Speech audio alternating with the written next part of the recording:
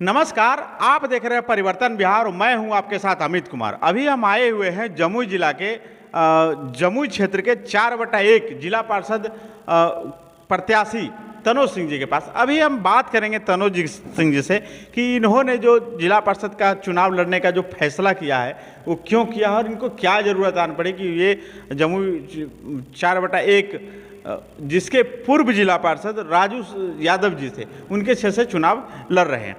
नमस्कार तनुज जी। नमस्कार। अच्छा, एक चीज़ बताइए कि आप जमुई के 4/1 से अब की बार अपने जिला पार्षद का भाग्य आजमा रहे हैं। आखिर ये क्या ज़रूरत आन पड़ी आपको कि आप जैसे युवाओं को सार्थक युवा को इसमें चुनाव मैदान में कूदने की ज़रूरत आ पड़ी?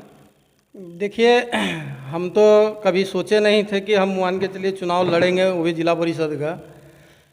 हमारे साथ कुछ ऐसा हुआ कि कुछ ग्रामीण क्षेत्र से हमारे पास हमेशा आदमी आते जाते रहते थे और हम रहते हैं जमुई में, तो सभी को कभी काल को ऑपरेशन की जब भी ज़रूरत पड़ा, हॉस्पिटल हो और बहुत ऐसे समस्याओं का तो मदद करते रहे। तो एक दिन ऐसे बैठे हुए थे तो कुछ क्षेत्र से आदमी आए, हमको बोलने लगे कि तनोज जी एक काम कीजिए, आप आइए हमारे क्षेत्र से जिला परिषद का चुनाव आप लड़िए। हम बोले भाई हम चुनाव कहाँ से लड़ पाएंगे, हमारे पास वो चीज़ नहीं है, हम बहुत गरीब आदमी हैं और गरीबी से उठे हैं, हम चुनाव लड़ने की क्षमता हम में नहीं है। लोगों के अभी तो जान रहे हैं कि चुनाव पैसे वाले के लिए है। उन्होंने बोला कि आप आइए, आपके साथ पब्लिक है, लोगों का प्यार है, लोगों का स्नेह है, आप एक बार आइए और क्षेत्र घूम के देखिए। इसीलिए मैं मन बनाया कि ठीक है हम जाते हैं, एक बार देखते हैं, अगर प्यार और स्नेह अगर मिला तो चुनाव मैदान में हम आएंगे, नहीं तो फिर देखते हैं।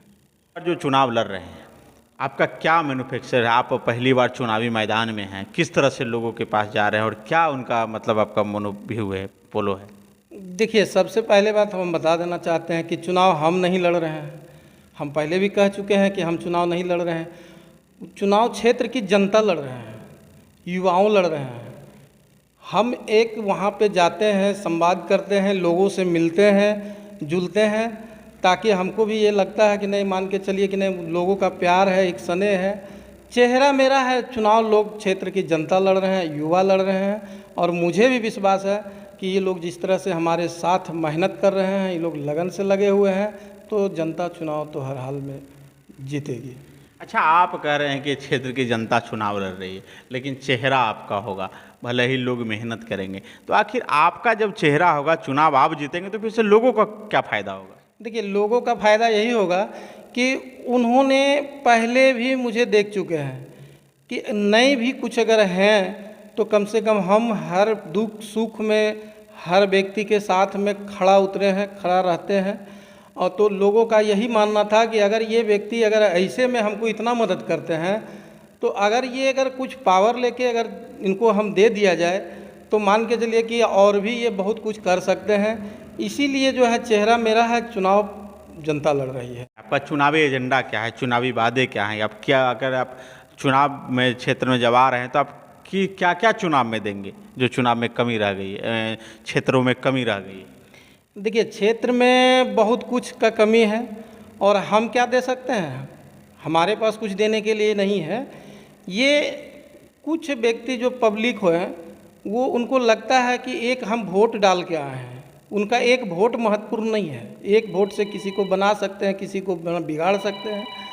तो ये जो सरकारी सुविधाओं जो होती हैं, जो ऊपर से आते हैं, उनको हम कोशिश करेंगे कि उन तक पहुंचाया जाए, उनको सुना जाए, ताकि बहुत आदमी ऐसे होते हैं कि नहीं पहुंचा पाते हैं, सुविधा रहते हुए जानकारी उनको नहीं होते हैं।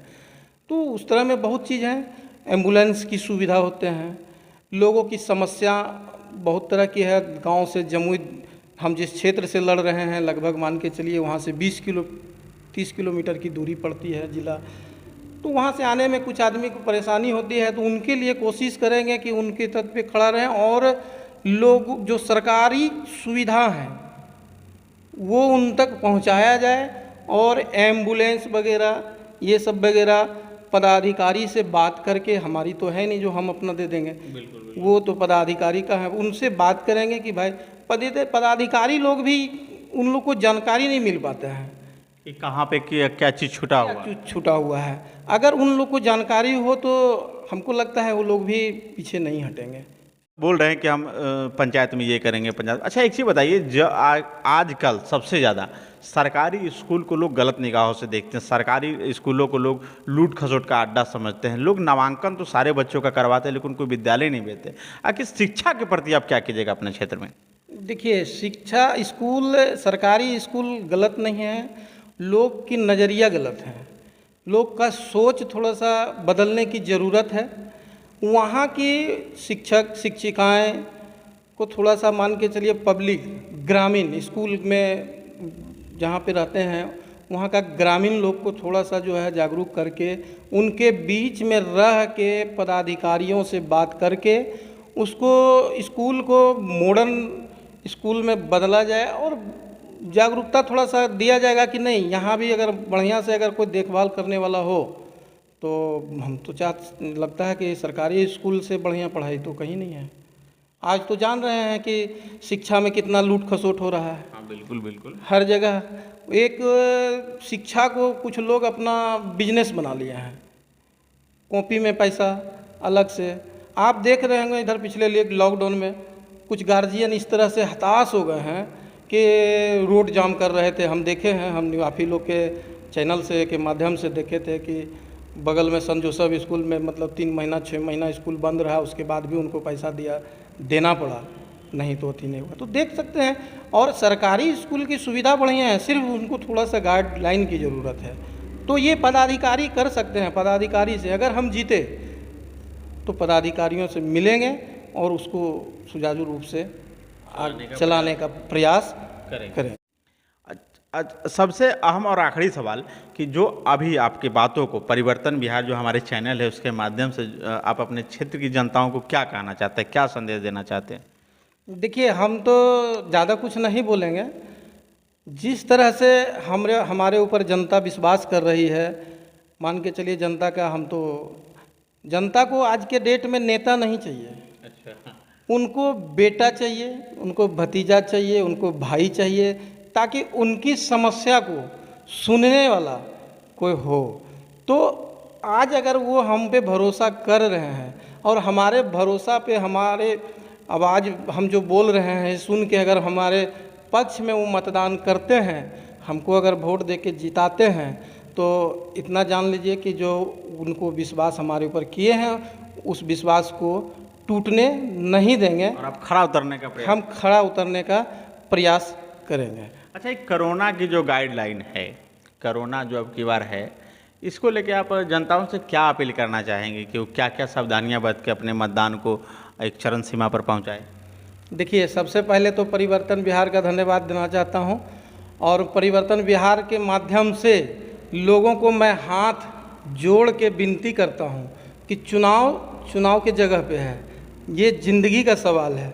अगर मतदाता भाई बहन चाचा चाची अगर मतदान करने जाएं तो सबसे पहला मास्क का उपयोग करें।